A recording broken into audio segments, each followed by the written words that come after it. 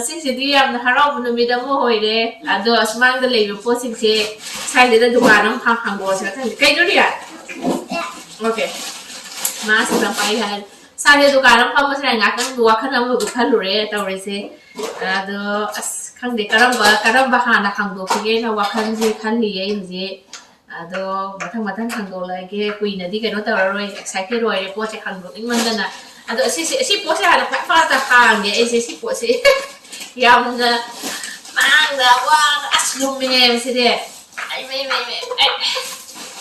kai do ne de I have no idea. Is it ball? Is this ball? Okay, sorry, cause si mami thanga ke si politin si sato ko. 1, 2, 3. Sato. As lum me he. Me. You're so bad. Oh my god. As. Condition sa kapasis. Yang naman na hangdo si mens. Oh my god, si mẹ sẽ cây nữa ha, sai rồi đấy, Manipuriเลยcây nó thì si mẹ chú bố, ôi mấy con nó, rồi thế đây, They have water on them. bây giờ đi hết thế đấy, So fluffy. next đi hết, thế thì chúng ta lại thằng nó có cái gì bay không, next bay, thằng cái, oh my god, xem đi nó bay đâu mà. I can do this with one Oh hand. my god, fire na lang sama. Ayo. Kayo na hay sige. I can hold them by one hand. Ama kayo dito. Si Sando They di. still have water on them though. Si Sando di utot ay hamre ni da. Korea. So good. Oh my god. Hi. Serong mo na di kaya pazani di din mo kare. Ah. Nice. Si yang tang na khangba Potchei Manipuri si Jackie Pot Canada ora kre. I am working out. Do tabu masi family khara da di yelerani adoga frozen toraga khoi chahi chupacha ani mo fazare hele These are. family khara da khara ye Whatever. ne Oh my god. pisile mina bechina khara da Eat it. noi da di Eat it. tomorrow I can't. noi da di aspiazi I don't think you can eat it right now. si Potchei khoi mama ga di nembo kan happy rakpa bibi rakpo po de si yong chaksi yong sa ge ora kre Canada da zi fresh mamang gi ko bitaw ko matam da di khoi na ka no zi post tha la pa da cha ba ya gi da ba do da ki fresh ora kre On shares in this cha ma tan se sa ba cha han han do ha It's like $1 for this thing. asi me ge hang do ro se da si kari ko no si yong cha ka kang ba ya re sinju gi yong cha umoro asu ba ya re kra machu powder na Hello ya re everyone. po se mi ya re si khoi ma na oin happy le na tani So how that? sina soibum taksin soibum la the ai cái nó tàu bây giờ ba what bây giờ ba pot taksin soibum la the I'm gonna use that. sina as cái nó si hazare Yeah. kun ada pai rồi cái mà se po se Yes. umuro tek pa hazare manam se How about you? baby na to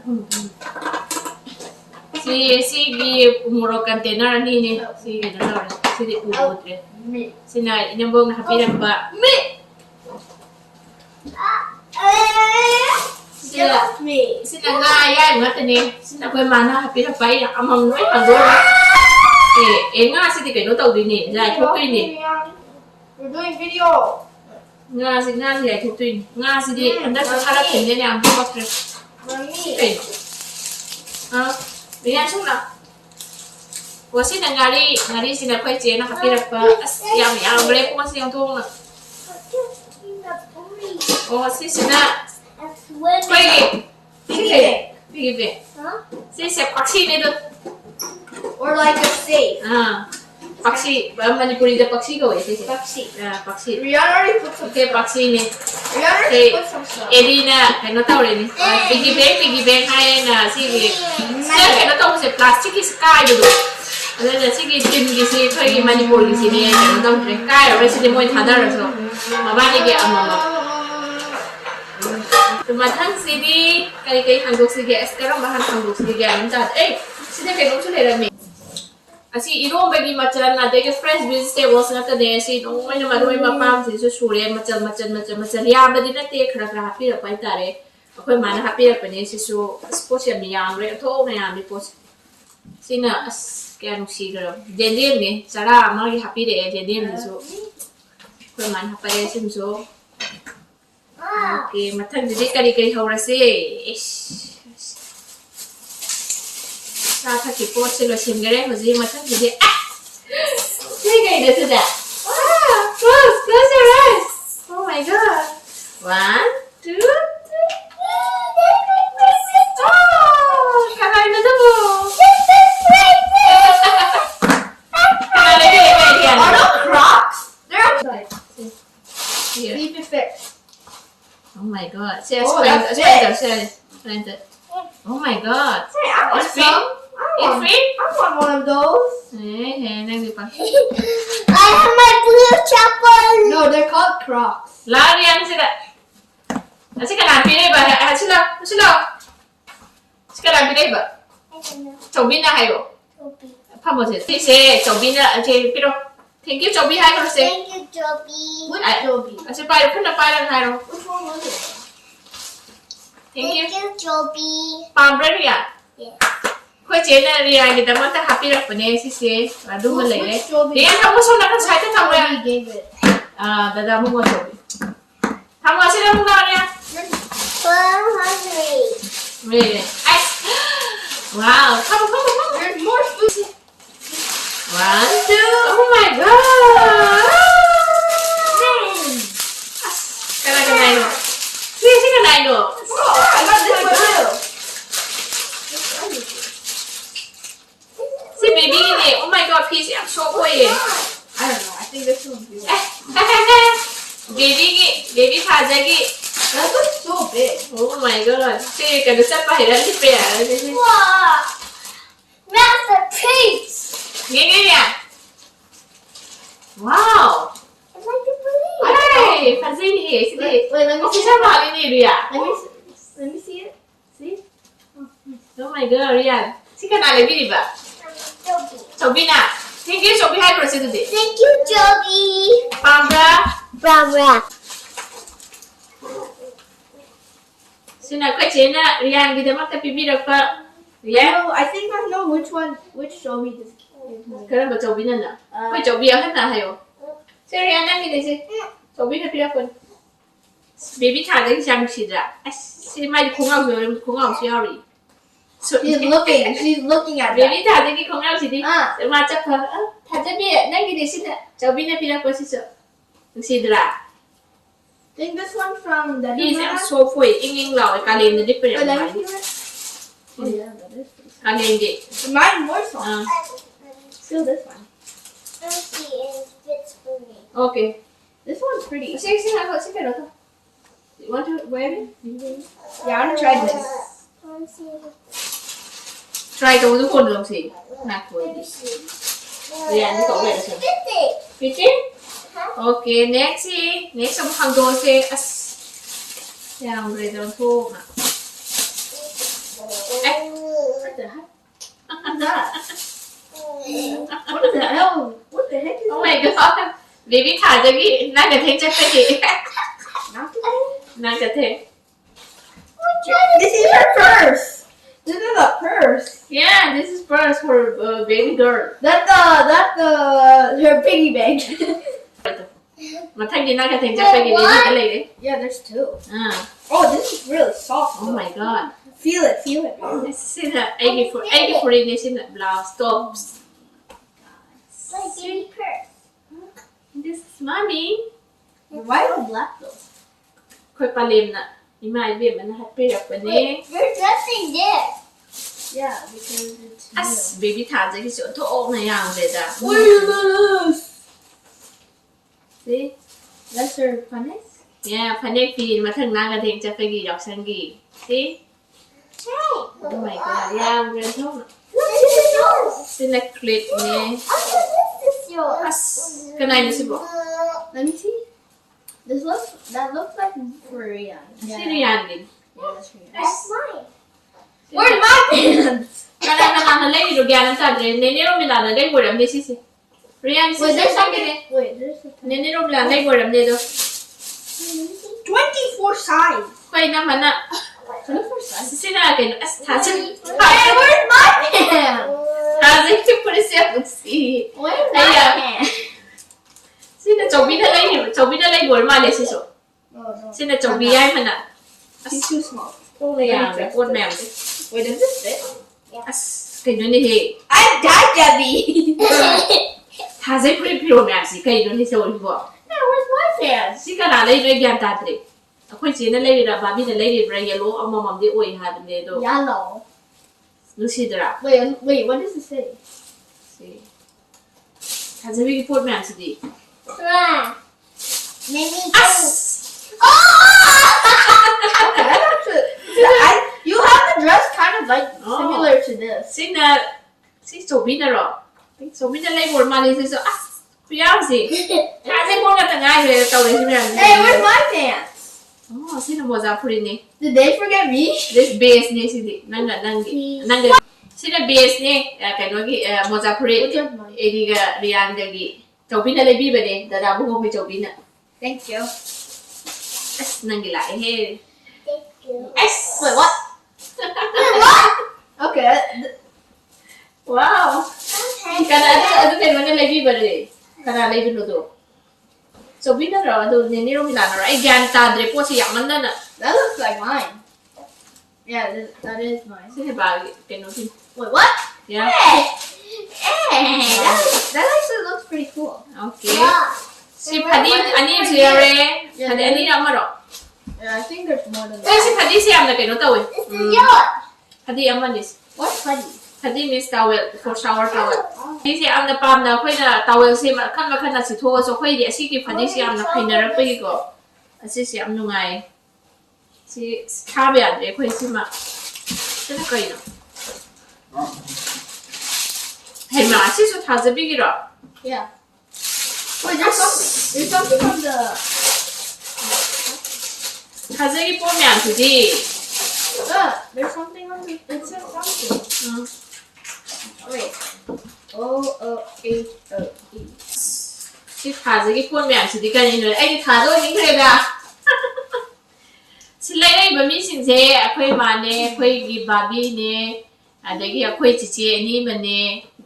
Moi na popcorn na tani phiron jing je ngang ko hum si gi phiron jing je ma khoi mari na pira popcorn ka tani as kuya je di lai dre This is for tea.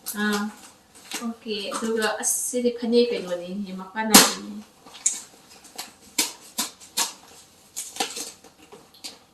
ani ma pa na ni si maga kana ko ya mi tawris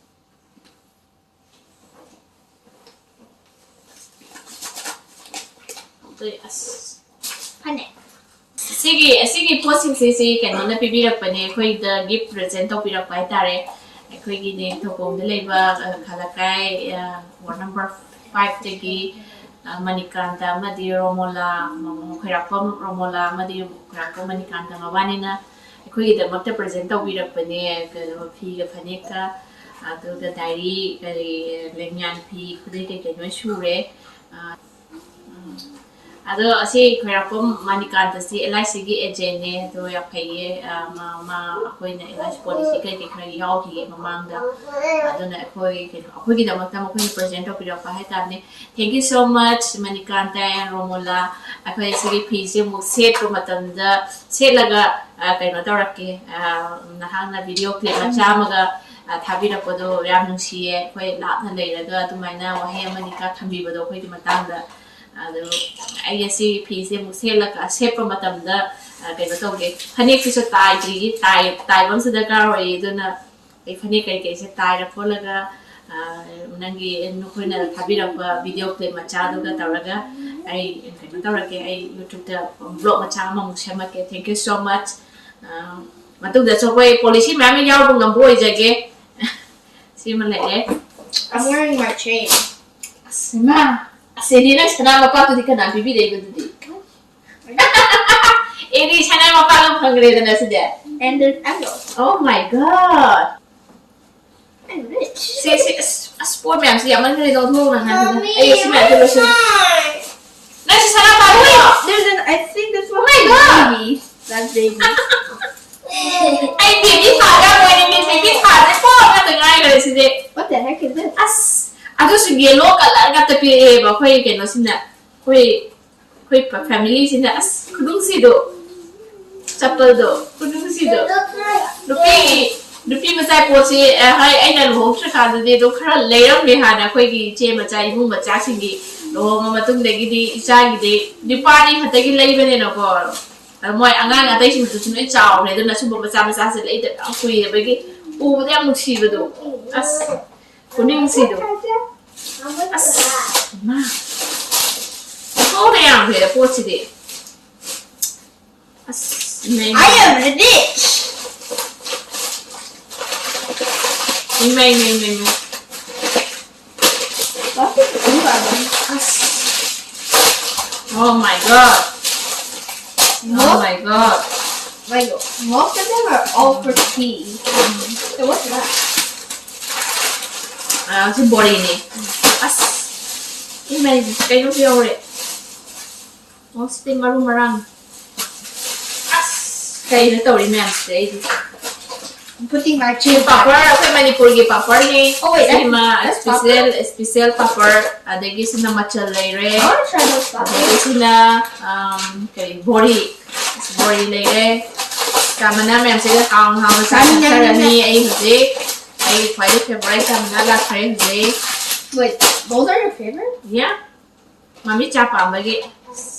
Sana ni sih tadi. Mama you want to wala ni ni. There's one more. Oh, sini sini. I found the car! It probably looks like Korea. Kau ni pun macam tu. Yeah, this is definitely Korea.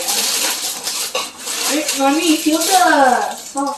Mana pun. It's so soft. Jadi asal saya pergi ke sana kan. Hey, Riyadh, send me some. Send me some Yang of pazai. the chocolate biscuit. Susu ni. Yeah, don't bring it. Yang Don't bring terkadang it. ada ni je. Yang saya tu dia no buat. Kaya sila nga sumba do. Hey, there. Kasi ang pazado rin tahu. Sweet, sweet bumblebee, I know what you want. Jadi pazabra. Wow. Whoa, I like it.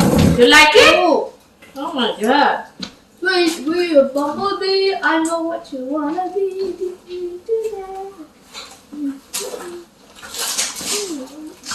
Yeah. Crocs mode. Lagi ngatu Saya yang pazado yang sekai do rin no ba. Lagi si so padi ni mzu yari. Si so pay mana happy deh ni padi si amma sina pay ni bong na hapaki bong saya padi yang maduna.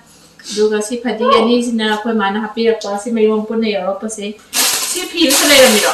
Yeah, that's why this is Korean, I think. Yeah.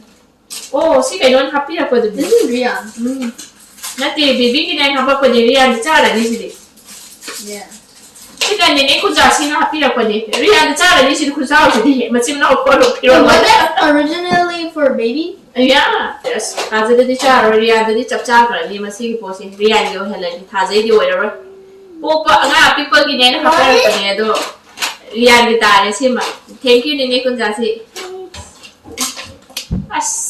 Ay yang si thada re he si di. Lakre ay gipo jawra kre. Yang pazado ri tawis. Si bu si zilogen.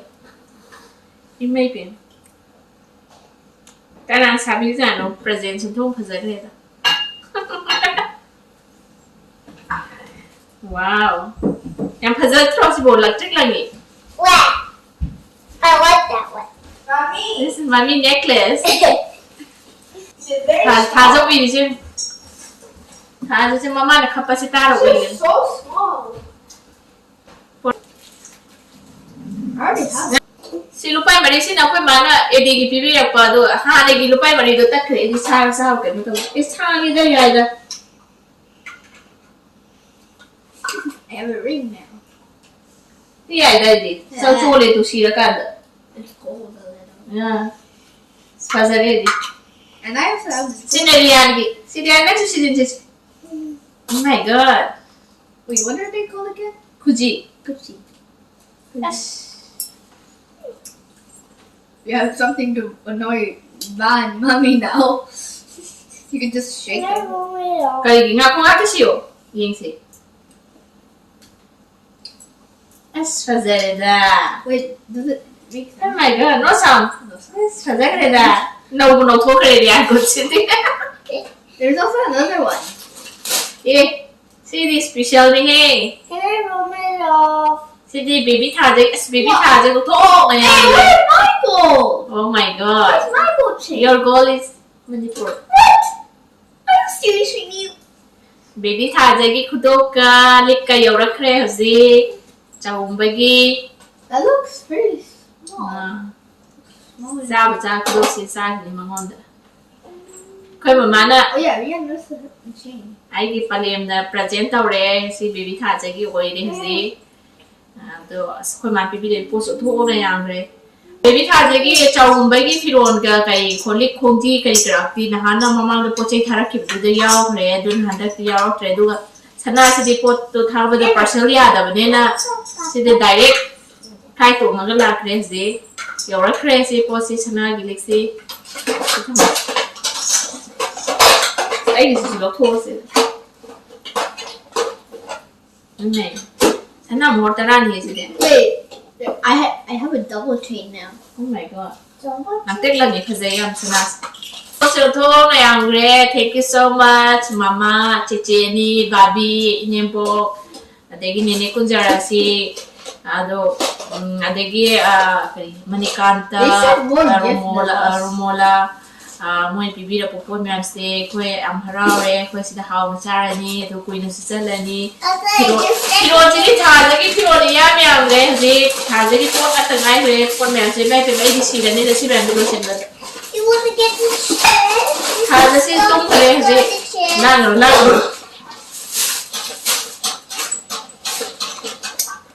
pot myam se yam na thele ba si mo tho ne yam re si thajagi pot ni yam re ji thajasi anoba thamboi oramnina magina myam se ko ri yakho ji mamang ma gip si pi lai ramnina dakti thajani yam thokre pi lai se do fazadore nungaidore sang ho ba chasu yam sa dore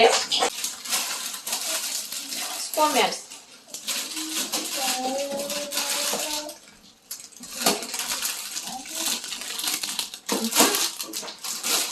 Ezing losin lagi keno se sport ma'am se hoje losin dui ne hoje ma'am se aduga sigi post dia na khwai dik ta mo poroi re smile fresh ka lak posi di hentak be han han bane koina Canada da chehi tara le ko se adu sigi post na yam le keno tawre keno kai hai du khangdre fresh o kai yam khangdre se sinju charani kilo macharani kharamali yelarani do kharamana frozen tapsala thamrani ado support me asin oi na pibira ko se khoi ma khoi che ni khoi babi ado khoi nem pong na khara bu de ha pe ado ga support me asin khwai de pibira ko se khoi gi ai gi pamong di site na hi hen hele khoi no ngang gi pochei ke gi pibira pa me am se khoi na ai gi dama ka happy ko se na ngai thank you so much everyone khangde kai hai de no pong ning cham de si suk am pon ma su pibira isi bo khangde cấp tông cấp thông mình này thì thôi anh ngoài thì thank you so much khangde cái hai đứa nói hai phong khangdre nga de wow mà nga de gi masal de nói sure sang je koi mana ka happy re ida si vegetable mayong kasi ay am luksi do ai di am yam budi na tabo ko machal yung chaka chana ba sinju kitang chana ba adege khoi sida fresh phangamoi haibi type ta yam na budi na trep am pura podi adam ne na ko khara machal sun happy ra ko sam dungai nga si pangyam yam dre ai mamang da ngam am personal ta rakhi bege do umro fresh umro si masaya am phasai si ne mo happy ra ko ne container ani se masa sawe umro si ma how di khangri ko size ti am ying ba da pele ado sigi mayom si pura cha khanga tane si hangdre kai kai no ko ne yeng age yam na po si ko ngak si le Sini, sini ngasigize side loisilege bo myamse jenaba kekari frozen tawna bu khona ba process am wai tawrage ado thajagi firon sidi haningai leitre kai haidin khangdre moine bade si leibine hairaki ado yamandane ko ngawre karam banoi khangdre hoji magi firon ji yamandana ado thank you so much bye bye hi ma'am Bye bye. see you in the next video